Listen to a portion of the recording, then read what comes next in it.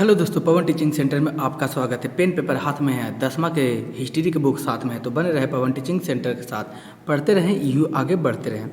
और देख रहे हैं हम लोग पढ़ चुके, इसके पार्ट 2 आज करने जा रहे हैं। इसके पहले पार्ट 1 हम लोग कर चुके हैं। अगर आप इस वीडियो को देख रहे हैं तो जाकर इसके पार्ट 1 देख लीजिए, जिससे कि आपको समझने में क्या हो, आसानी हो।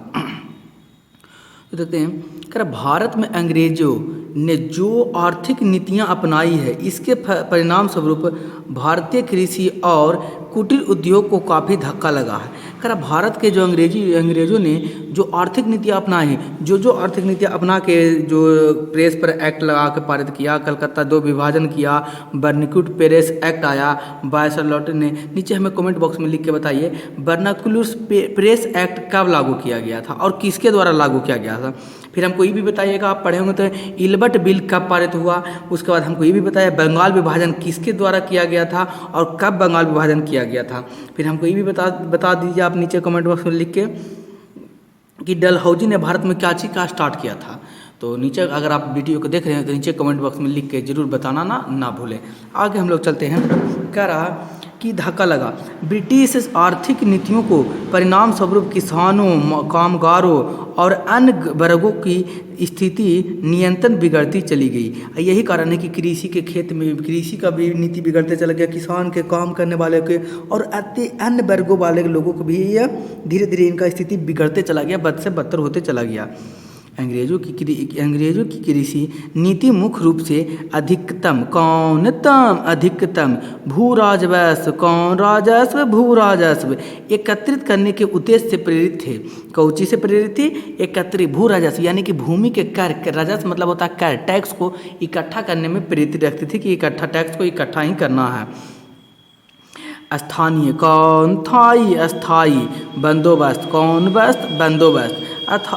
बंदोबस्त के द्वारा जमींदारों को एक निश्चित भू राजस्व कर के रूप में सरकार को देना पड़ता था और जमींदार किसानों से उसी कहीं अधिक लगान वसूला करते थे। तो सर क्या हुआ जो हमको नहीं समझ में आया, हमको समझ रहा तो क्या कीजिए बताइए, हम लीजिए, आपको हम समझाने का प्रयास करते हैं। देखिए क्या हुआ, ये मान लीजिए किसान है, क्या है ये किसान है और यहाँ पर है सरकार है। इस सरकार को हम मान लेते हैं ब्रिटिश सरकार। कौन सरकार? ब्रिटिश सरकार। हम करें अस्थाई बंदोबस्त। कौन बंदोबस्त के बारे में चर्चा कर रहे हैं? अस्थाई बंदोबस्त।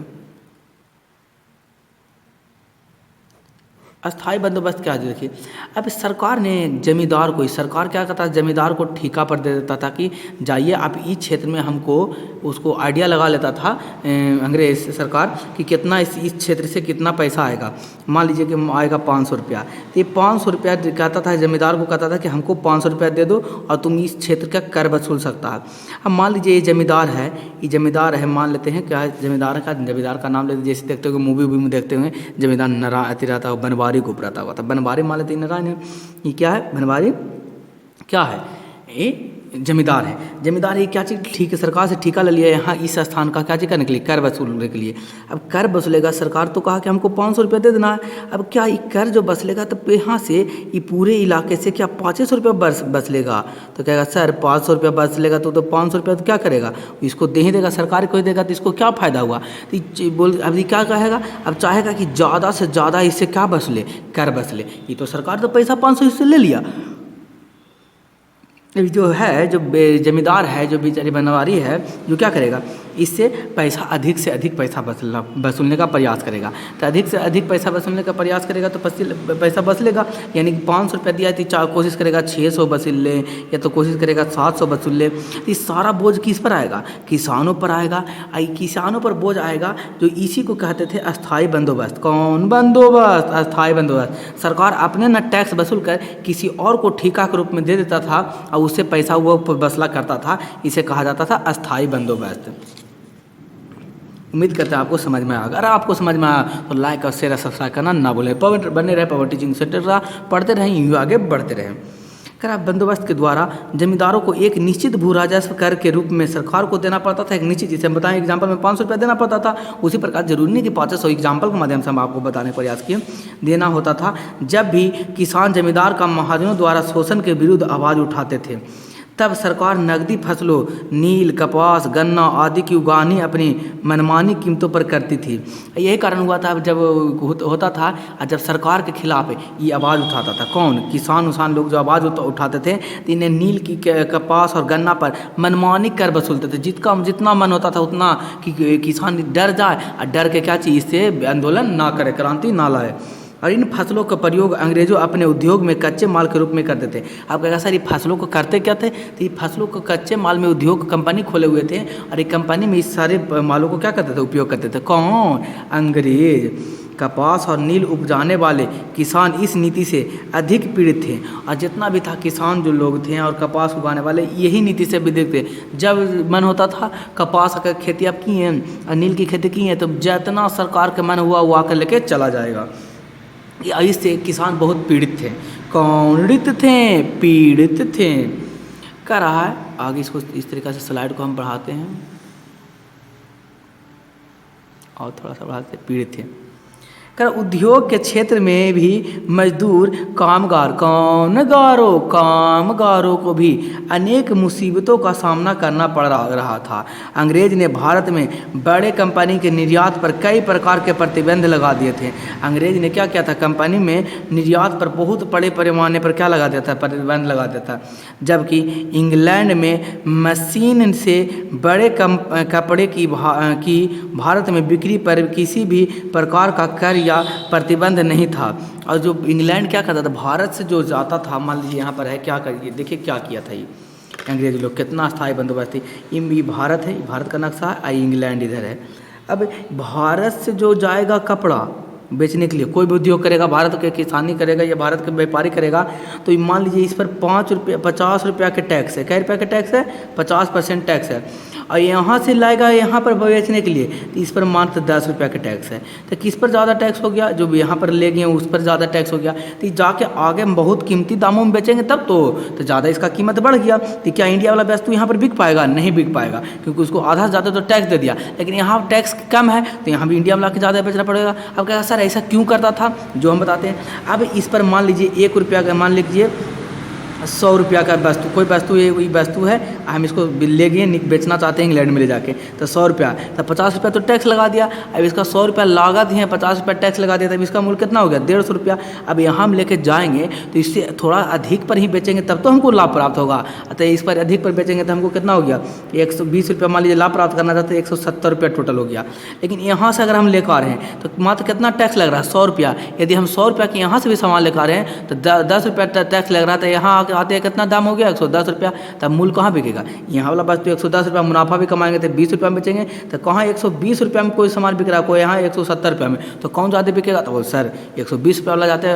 यानी टैक्स बढ़ाने से इसका कब जो बिक्री था महंगा बढ़ जाता था, जिसके कारण इसकी बिक्री कम हो जाती थी और यहाँ के व्यापारी जो व्यापार बढ़िया से कर नहीं पाते थे।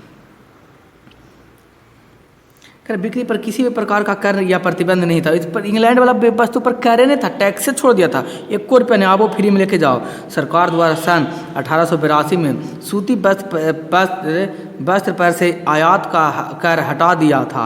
भारत में मशीन से बना सामान इंग्लैंड में जाता था और वहाँ पर कारखाने लगाए जाने की प्रक्रिया अत्यंत धीमी थी, क्योंकि सरकार भारत में औद्योगिकरण के पक्ष में नहीं था। ऐसी परिस्थिति में कामगारों को बेरोजगार होना स्वाभाविक था। अब क्या कहता था, अब क्या सर जी यहाँ से कच्चा माल इंडिया से लेके जाता था, इंग्लैंड में कच्चा माल ले जाता था, यहीं कंपनी खोल देता, यहीं पर होता। तब यहाँ पर लेकिन सरकार वहाँ चाहता था कि यहाँ पर उद्योग नहीं करें, हम यहाँ पर करें, क्योंकि अगर यहाँ पर कंपनी खुलेगा, यहाँ से कच्चा माल आएगा और वही वस्त्र को बना के फिर यहाँ इंडिया में ला के बेचता था। तो यहाँ पर अगर इंग्लैंड में कारखाना खुलेगा तो कारखाना इंग्लैंड में खुलेगा तो लोग काम, वहाँ पर रोज़गार कहाँ मिलेगा, इंग्लैंड में रोज़गार मिलेगा। तो यहाँ के लोगों को रोज़गार मिलेगा, क्या इंडिया वाले लोगों को रोज़गार मिलेगा? अगर कारखाना इंडिया में खुलता तो रोज़गार कहाँ वाले लोगों को मिलता है, इंडिया वालों को मिलता। तो यहाँ के लोग तो समृद्ध होते जाते और अच्छा होते जाते। इसलिए भारत में ना खोलकर कहाँ सारा कारखाना खोले थे, इंग्लैंड में। अब भारत में खाऊ कंपनी खोला भी ठगने के लिए, फुसलाने के लिए बड़े बड़े लोगों को, वो भी बहुत धीमी धीमी गति से, धीरे धीरे रे मना धीरे सब कुछ हो। और कितनों पानी सींचे तो ऋतु आए तब ये फल हो, वही वाला क्या था, कहानी हो गया था। यानी कि धीरे धीरे काम अपना करवाते रहता था। करा कृषि और उद्योग के संक्षिप्त विवरण से हमने यह देखा कि भारतीय समाज का प्रत्येक वर्ग अंग्रेजी शासक के अधीन कठिनाइयों का सामना कर रहा था। यहाँ ने कृषि और उद्योग दोनों वर्ग के लोग, कृषि के भी वर्ग के लोग और उद्योग जो उद्योग करते थे वो भी लोग और जो खेती करते थे वो भी लोग, दोनों लोग अंग्रेजी के शासन व्यवस्था से तंग आ गए थे और उनका अंग्रेजों द्वारा उनका शोषण किया जाने लगा था, जिसके कारण तंग आकर कृषि में भी हाथ छोड़ दिए, कृषि भी करना बढ़िया से नहीं छोड़ दिए और धीरे धीरे क्या चीज़ करना छोड़ दिए और उद्योग वाले लोग उद्योग करने के लिए छोड़ते चले गए। जनता में असंतोष की भावना एकाक राष्ट्रीय चेतना का जन्म नहीं देती। यही कारण है कि धीरे धीरे क्या चाहिए एकाकीकरण का चेतना का जन्म देने लगा, भारत के लोगों में एकाकीकरण होने लगा। वास्तव में यह असंतोष विभिन्न समयों पर विद्रोह के विभिन्न पहलुओं के रूप में उभर कर सामने आया। जब एक कंपनी का शासन प्रारंभ हुआ तब इसे लेकर 1887 ईस्वी के विद्रोह तक कई विद्रोह हुई। बहुत सारे यहाँ पर क्या हुए, विद्रोह हुए।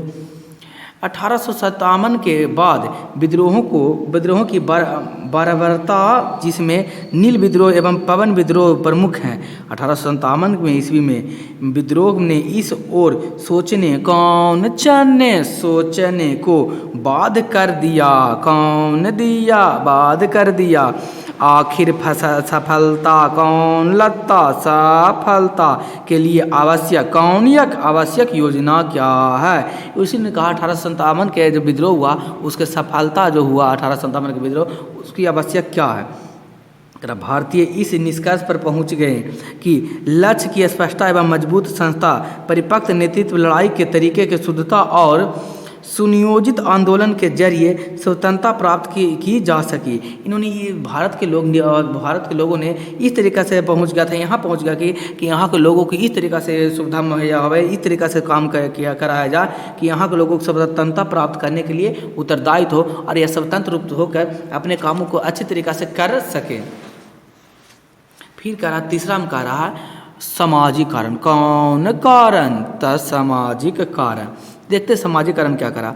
राष्ट्रवाद के उदय में ब्रिटिश सरकार की प्रजातीय भेदी की नीति भी महत्वपूर्ण कारक थी। यहाँ के जो राष्ट्रवाद के जो उदय में ब्रिटिश शासन का जो प्रजातीय भेद था वो भी बहुत महत्वपूर्ण कारण था। प्रजातीय भेद वो कैसे महत्वपूर्ण कारण था जो बताइए सर, हम कि देखिए कैसे था, जो पढ़ के बताते हैं हम आपको।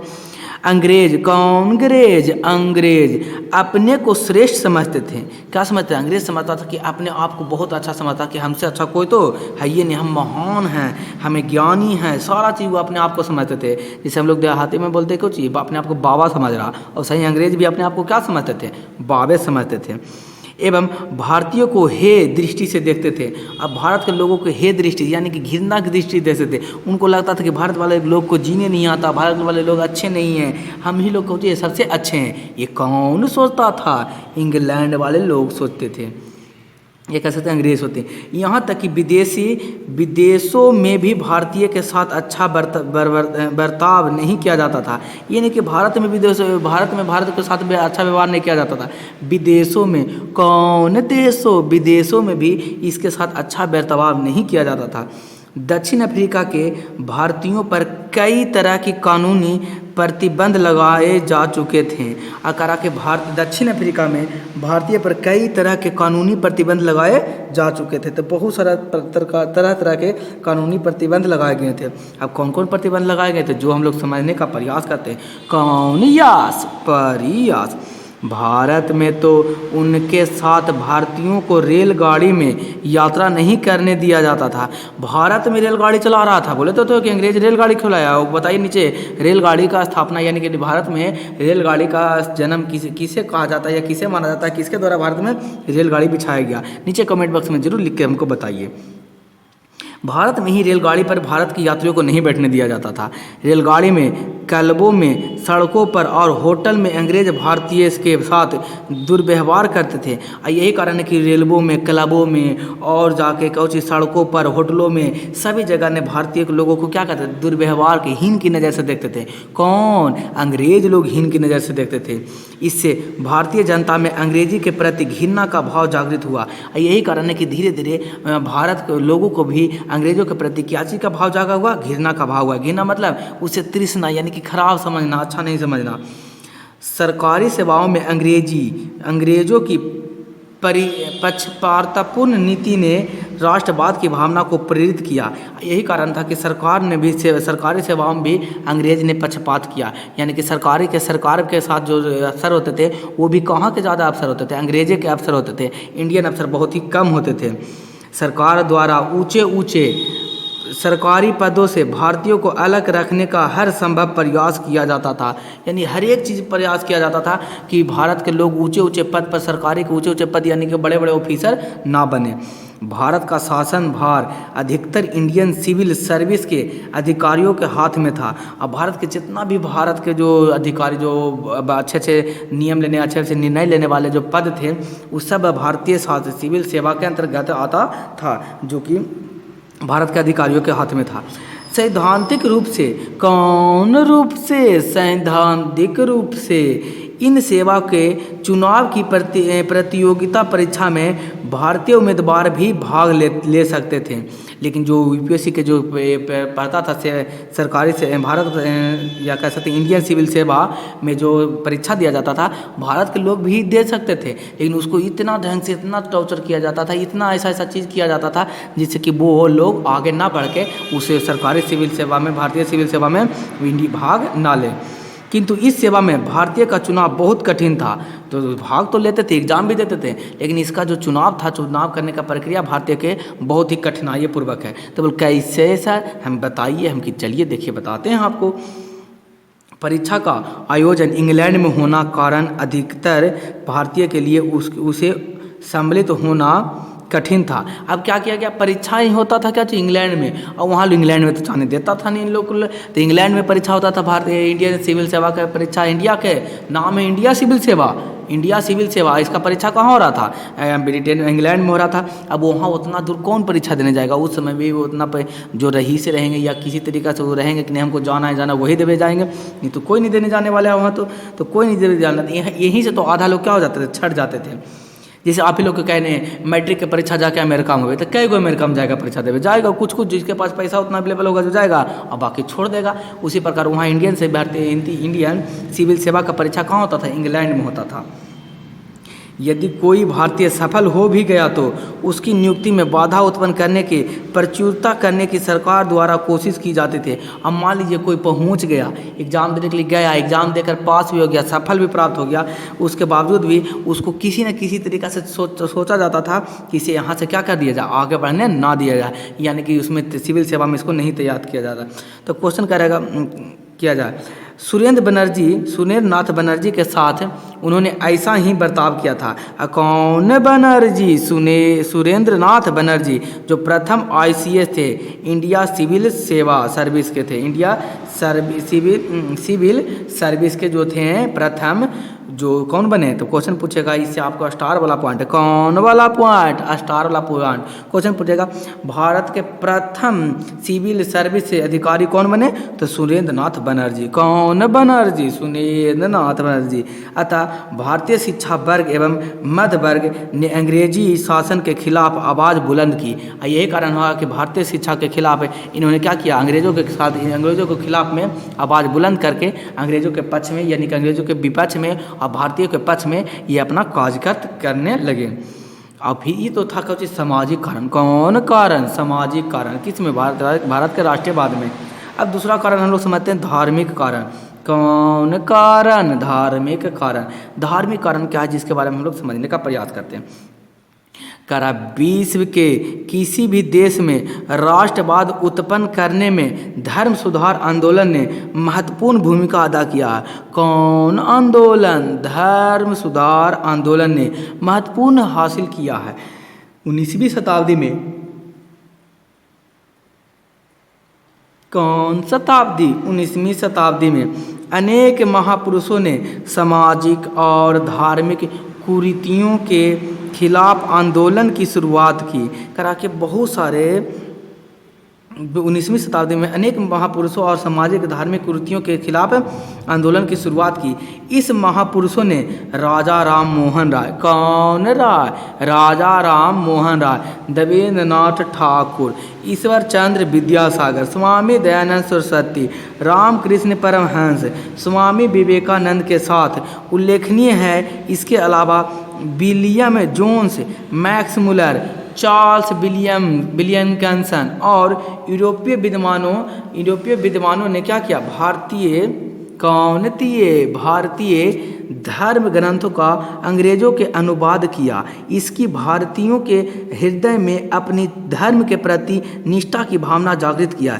इन्हीं लोगों ने मिलकर इन्हीं लोगों ने तो किन्हीं लोगों ने जी? तो राजा राम मोहन राय, देवेंद्रनाथ ठाकुर, ईश्वर चंद्र विद्यासागर, स्वामी दयानंद सरस्वती, रामकृष्ण परमहंस, स्वामी विवेकानंद उल्लेखनीय। इन्हीं लोगों ने क्या किया? धार्मिक ग्रंथों को अंग्रेजी में अनुवाद किया। अंग्रेजी में अनुवाद किया कि इसलिए अंग्रेजी में अनुवाद किया कि जब अंग्रेज लोग भी इसको पढ़ेंगे अंग्रेजी में, तब उनको भी हमारे धर्म के बारे में जानकारी होगा और हमारे धर्म के पक्षधर में वह भाग लगाएंगे। इस सुधारों ने एकता, समानता एवं स्वतंत्रता का पाठ पढ़ाकर भारतीय जनजीवन में कई चेतना का मंत्र फूंक दिया। यही कारण था कि जब ये सभी चीज़ को पाठ में पढ़ाया गया तो धीरे धीरे बहुत सारी चेतनाओं के भारत के लोगों में मन में विश्वास होने लगा कि अब हम लोग क्या चाहिए, हम लोग को भी क्या चाहिए? राष्ट्रवाद चाहिए। फलतः राष्ट्रवाद का उदय हुआ। यही कारण है कि राष्ट्र किसका? कौन बाद? राष्ट्रवाद का काउची उदय हुआ। सन 1855 में सन 1885 में अखिल भारतीय राष्ट्रीय कांग्रेस, कौन कांग्रेस? अखिल भारतीय राष्ट्रीय कांग्रेस का गठन राष्ट्रवाद के उदय की परिणति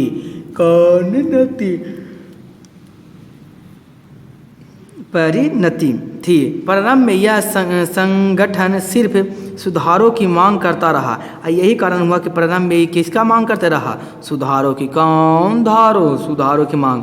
लेकिन 1914 ईस्वी में 1914 ईस्वी तक अंग्रेजी सरकार, कौन सरकार? अंग्रेजी सरकार की दमनकारी नीतियां के कांग्रेस के सदस्यों को उग्र बना दिया।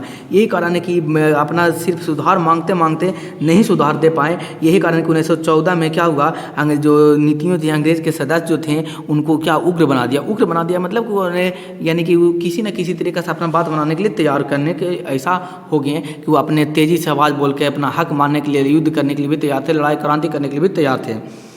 और बाल गंगाधर तिलक, बिपिन चंद्रपाल तथा लाल राजपाल राय, इसको बाल पाल लाल कहते हैं। कौन पाल? बाल पाल लाल। बाल मतलब बाल गंगाधर तिलक, पाल मतलब बिपिन चंद्रपाल, कौन पाल? बिपिन चंद्रपाल। लाल मतलब लाला लाजपत राय। इसलिए इन तीनों को क्या कहने जाने लगा? बाल पाल लाल। क्वेश्चन पूछेगा बाल पाल लाल किन्हें किन्हें कहा जाता था? तो बाल गंगाधर तिलक, बिपिन चंद्रपाल तथा लाला लाजपत राय को क्या कहा जाता था?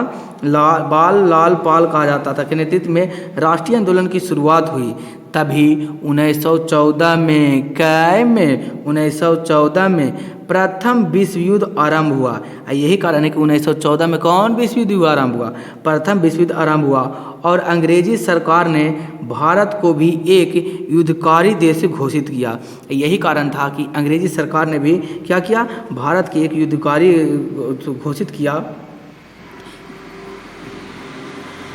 आगे चलते हैं आगे। प्रथम विश्व युद्ध के कारण और परिणाम का भारत में अंतर संबंध क्या है? प्रथम विश्व युद्ध हुआ उसमें क्या भारत का क्या उसमें गुण था, क्या संबंध था, क्या कर रहा था भारत? प्रथम विश्व युद्ध संक्षिप्त परिचय।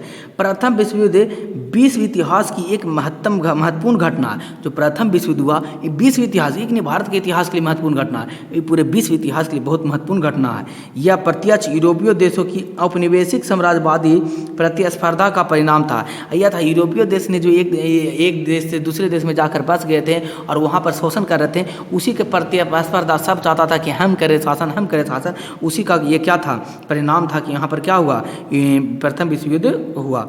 1914 में प्रारंभ होने वाली यह युद्ध को दो गुटों फ्रांस, ब्रिटेन, रूस, जिसे मित्र राष्ट्र, कौन राष्ट्र? मित्र राष्ट्र कहा जाता है। दो गुटों में 1914 में बट गया। कौन कौन? दो गुटों में बट गया, फ्रांस, ब्रिटेन, रूस, जिसे कौन राष्ट्र कहा जाता है? मित्र राष्ट्र कहा जाता था और 1917 के बाद उसकी सहयोगी बना अमेरिका। मित्र राष्ट्र में कौन कौन से देश थे? फ्रांस, ब्रिटेन, रूस और बाद में कुछ 1917 में कब आया? अमेरिका। दूसरी जर्मनी, दूसरी तरफ कौन सी था? जर्मनी। जर्मनी में कौन कौन था? ऑस्ट्रिया, हंगरी तथा इटली। ये केंद्र शक्ति के कारण के बीच 4 वर्ष तक लड़ा। ये सभी मिलकर ऑस्ट्रिया, हंगरी और इटली मिलकर जर्मनी कै वर्ष तक लड़ा? 4 वर्ष तक लड़ा। किससे? मित्र राष्ट्रों से। मित्र राष्ट्रों में कौन कौन है? फ्रांस, ब्रिटेन और रूस लड़ा। इस युद्ध ने प्रत्यक्ष और अप्रत्यक्ष रूप से संपूर्ण विश्व को राजनीतिक एवं आर्थिक स्थिति से प्रभावित किया। अगर देखा जाए तो ये जो प्रथम विश्व युद्ध हुआ था किसी न किसी स्थिति से पूरे विश्व के प्रभावी में डाला।